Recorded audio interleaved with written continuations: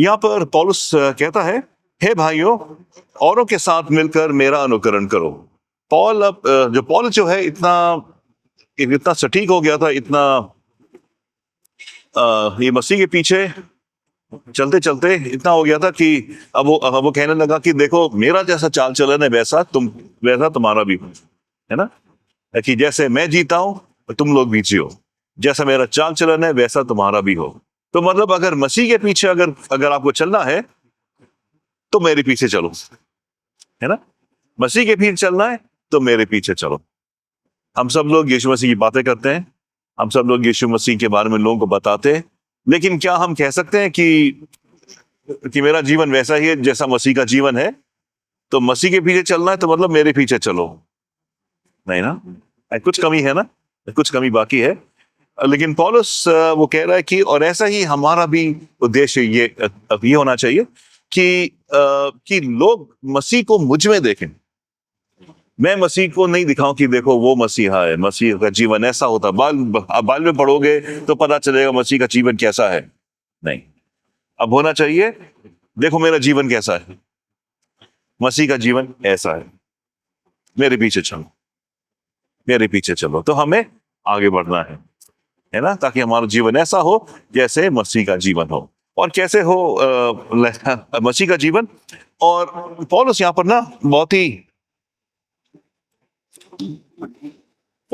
बहुत दुख के साथ उनसे कुछ कह रहा है, रो के कह रहा है। और वो क्या कह रहा है उनसे? कि ऐसे बहुत से लोग हैं जो मसीह के क्रूस से शत्रुता रखते हैं, जो लोग मसीह के क्रूस के शत्रु हैं। ठीक है। और वो रो के क्यों कह रहा है? वो रो के इसलिए कह रहा है क्योंकि जो मसीह के जो शत्रु हैं वो कलीसिया के बाहर नहीं है, है ना। अब रोमियो साम्राज्य नहीं है। जो लोग मसीह को नहीं जानते वो मसीह के शत्रु नहीं हो सकते, क्योंकि वो तो मसीह को जानते नहीं है। आप किसी को जानते नहीं, आप उसके शत्रु कैसे बन सकते हो? आप शत्रु उन्हीं के हो गए जिनको आप जानते हो, राइट। तो यहां पर है कि वो दो लोगों के बारे में बात कर रहा है, या दो ग्रुप्स के बारे में बात कर रहा है। एक ग्रुप है जो मसीह के क्रूस से शत्रुता रखते हैं, और दूसरा जो यहां पर लिखा नहीं है लेकिन यही हो सकता है कि जो मसीह के क्रूस से प्रेम करते हैं। या तो आप मसीह के क्रूस से प्रेम करते हो, आप मसीह के क्रूस को अपनाते हो, आप मसीह को अपनाते हो, या आप मसीह के क्रूस से आप शत्रुता रखते हो। और ये कौन है? ये वही लोग हैं जो कलीसिया के अंदर हैं। तो पौलुस कह रहा है कि मुझे बहुत दुख हो रहा है और मैं रोते रोते इस बात को कह रहा हूं कि कलीसिया के अंदर दो अलग अलग विचारधाराएं चल रही हैं। एक विचारधारा है जो मसीह के लिए सब कुछ है, जो मसीह से के क्रूस के मित्र है, और एक है जो मसीह के क्रूस के शत्रु हैं। तो दो ग्रुप्स हैं, दो विचारधाराएं हैं। तो आपको क्या लगता है कि आप कौन सी विचारधारा में हो? आप मसीह के क्रूस के शत्रु हो कि मसीह के क्रॉस के दोस्त हो? दोस्त हो ना। अब देखते हैं कि क्या वो कहता है इसके बारे में। मैंने तुम्हें बहुत बार बताया है, और अभी मैं ये बिलक बिलक कर कह रहा हूं, रो रो के कह रहा हूं।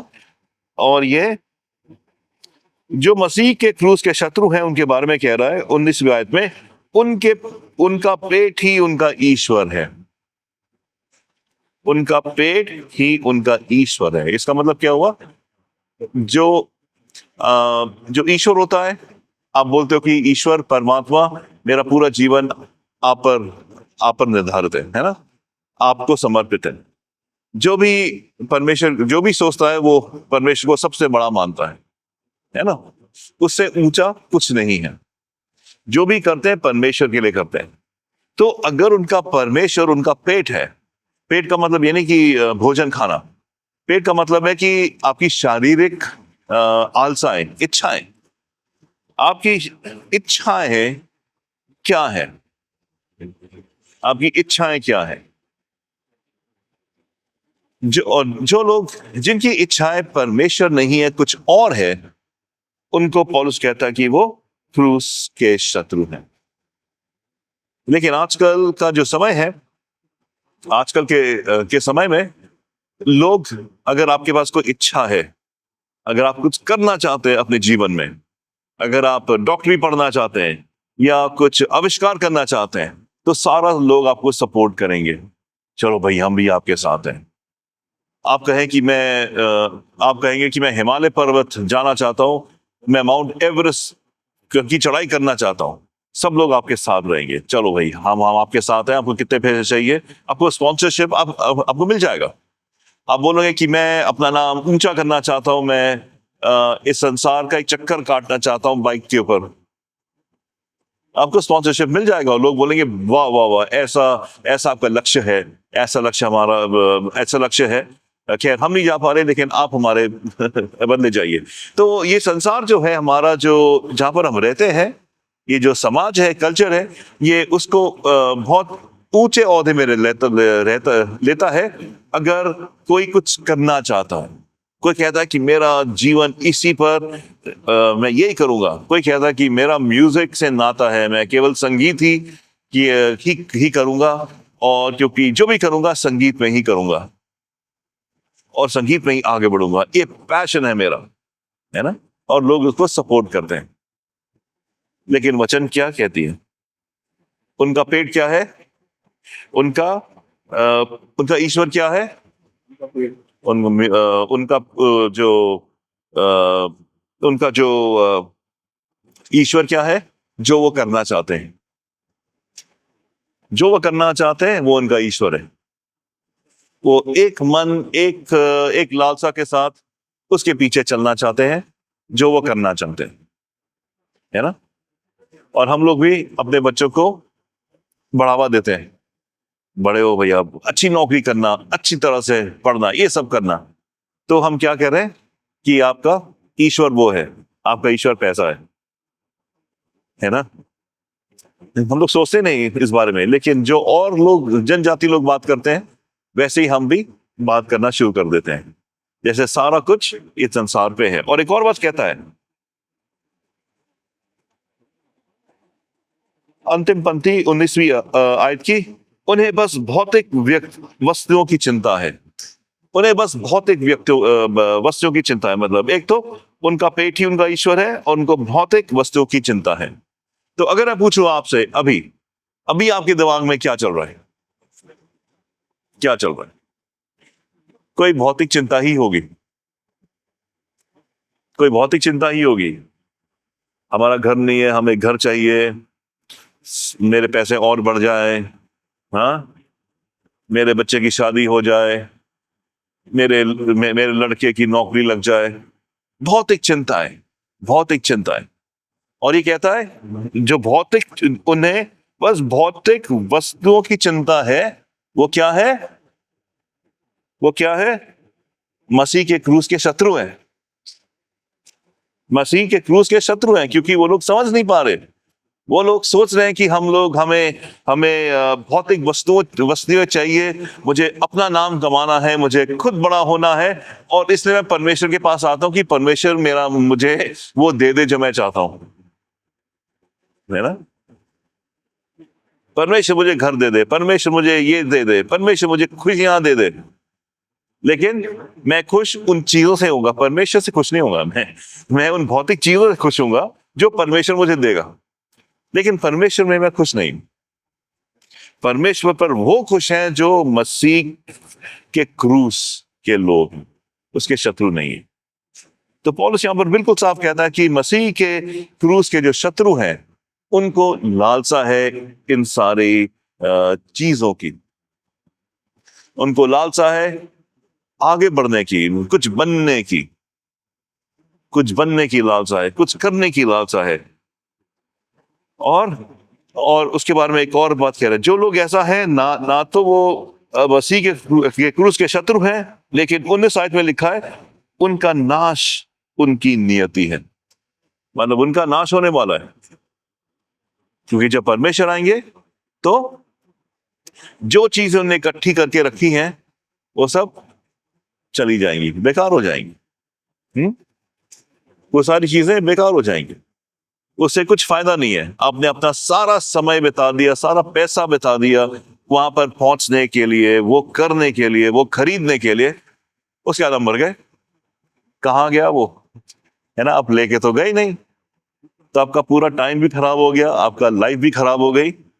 जो चीज आपके हाथ में थी नहीं, उसके लिए आपने अपना पूरा पूरा आपने जीवन खर्च कर डाला उस जमीन के पीछे, उस घर के पीछे, उसके पीछे।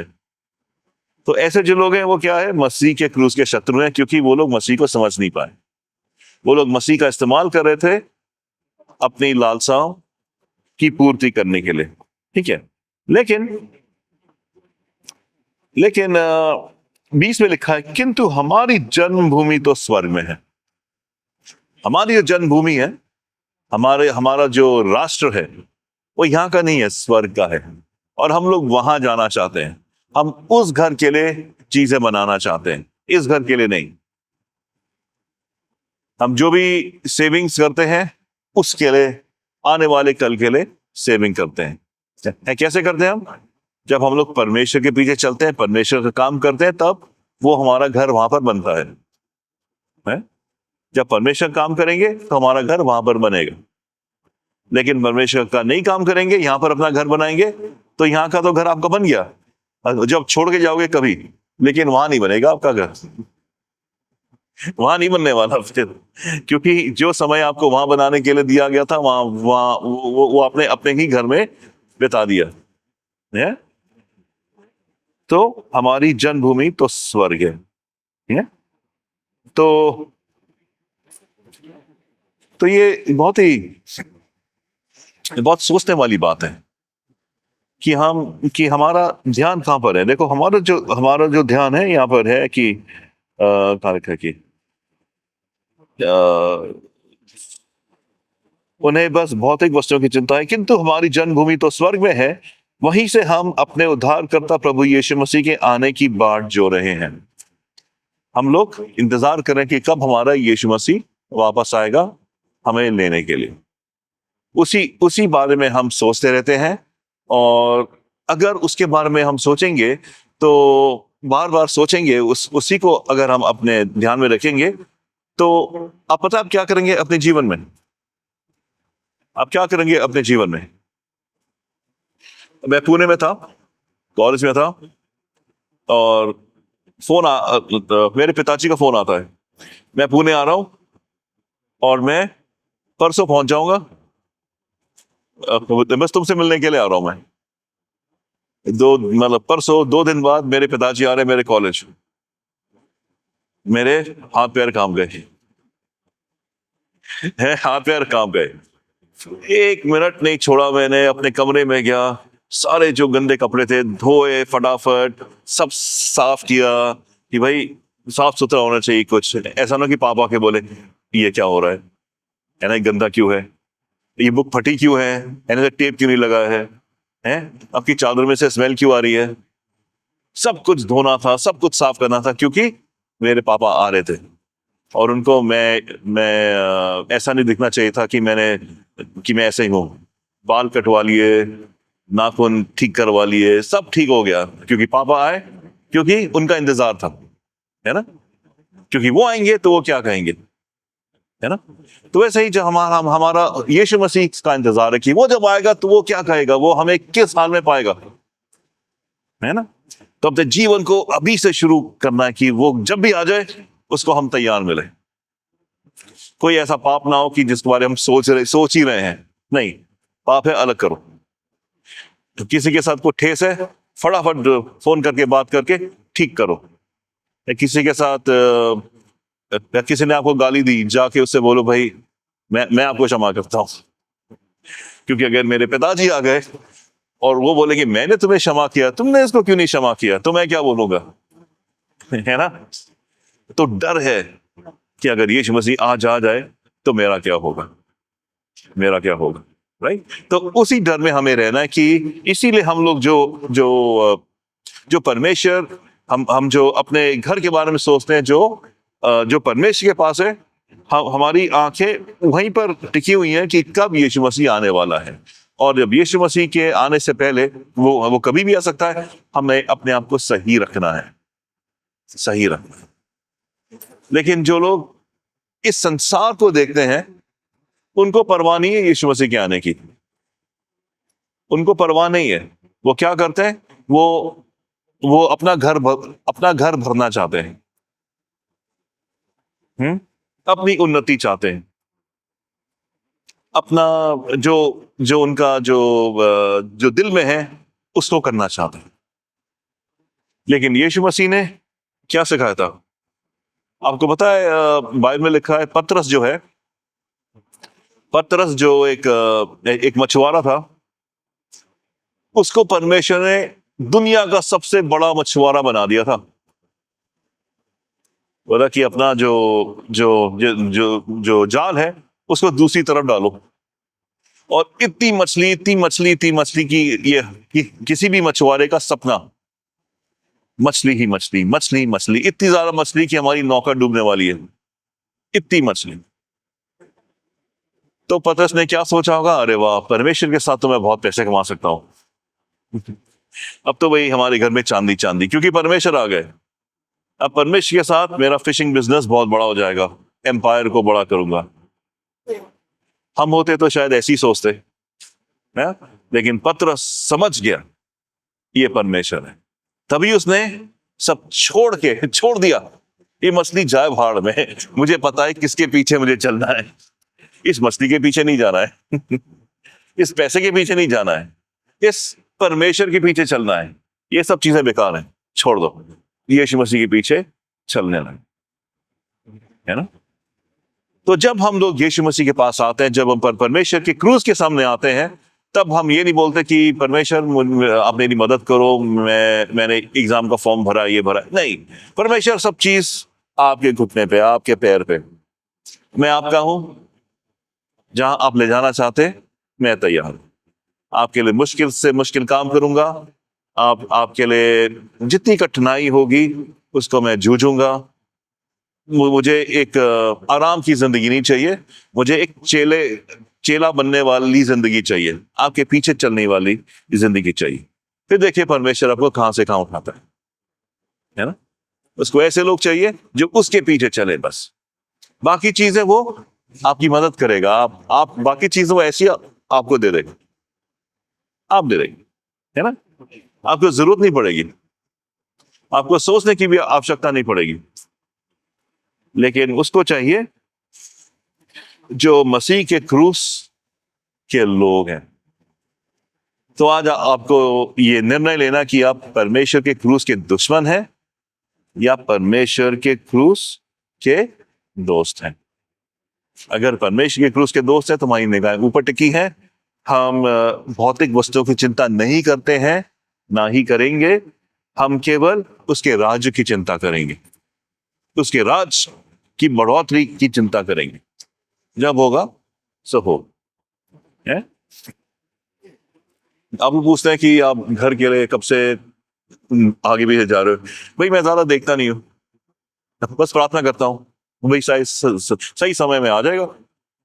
और क्या है ना, ज्यादा चिंता करने की बात क्या है। घर ही तो है, कुछ सारी तो रहने हैं, क्या दिक्कत है, हो जाएगा। उससे उससे उससे और बड़े और चीजें हैं, मेरी नौकरी है, मिनिस्ट्री है, काम है, ये ज्यादा आगे आता है। और जब टाइम मिलेगा तो जाके देख लेंगे घर, वही परमेश्वर है, वो दे देगा। ऐसी बड़ी बात क्या है, क्योंकि वचन हमें कहता है कि भौतिक वस्तुओं की चिंता नहीं करनी चाहिए। वो परमेश्वर अपने समय में हमें दे देगा, और उसका सहारा है बस। और क्या है, भाई सड़क पे तो फेंकेगा नहीं है ना, सड़क पे तो नहीं फेंकेगा। तो जो भी है, हम लोग अपने जीवन को ऐसा बनाएं कि लोग हमारे जीवन को देखकर अपने जीवन को हमारे पीछे लगाएं। ऐसा हमारा जीवन होना चाहिए था, ऐसा जीवन होना चाहिए था। एक छोटी सी कहानी मैंने पढ़ी थी बहुत पहले, और बहुत ही छोटी सी है, बेकार सी है, लेकिन मुझे अच्छी लगती है, इसलिए बता रहा हूँ। एक बार एक औरत होती है, बहुत अमीर। वो अपनी मर्सिडीज गाड़ी को एक शोरूम, एक डिपार्टमेंट, वो स्टोर होता है ना, स्टोर के सामने खड़ी करती है और अपनी सबसे जो जो महंगे कपड़े पहन के उतरती है और वो स्टोर के अंदर जाती है। तो स्टोर के अंदर जैसे ही वो जा रही होती है, वो देखती है कि एक छोटा सा बच्चा जो जूते चमकाने का काम करता है, वो स्टोर की विंडो में देख रहा होता है, अच्छे अच्छे जूते देख रहा होता है। वो गरीब सा बेचारा छोटा बच्चा, जो कभी पैसे होंगे नहीं कि वो अंदर भी जा पाए, लेकिन वो देख रहा था। तो उस अमीर महिला थी, उसको तरस आ जाता है उसके ऊपर, बोलती है आओ आओ मेरे साथ आओ, और बोलती है "तो क्या चाहिए, कौन से जूते चाहिए, ले है ना, जूते दिला दिए, कपड़े दिला दिए, और जो भी पैंट दिला दिए, शर्ट दिला दिए, पूरा कुछ उसका चेंज करके बोलता है हाँ खुश हो, बोला हाँ खुश हूं, थैंक यू सो मच। फिर वो लड़का पूछता है उस औरत से, महिला से, आप क्या परमेश्वर की पत्नी हो, है ना, क्योंकि इतना अच्छा किसी ने नहीं किया था उसके साथ कभी, है ना, ऐसा किसी ने नहीं किया था उसके साथ, और वो काम हम कर सकते हैं। हम जब लोगों को अपने व्यवहार से बातचीत करेंगे, उनको लगेगा क्या आप परमेश्वर के लोग हो, क्योंकि ऐसा कोई नहीं करता है। सब स्वार्थ के लिए जीते हैं, सब अपने लिए जीते हैं, लेकिन आप ही हो जो आप निस्वार्थ जीवन, आप हमारे लिए कुछ अच्छा कर रहे हो, है ना, तब लोग की आंखें खुलेंगी कि हमारा परमेश्वर कौन है।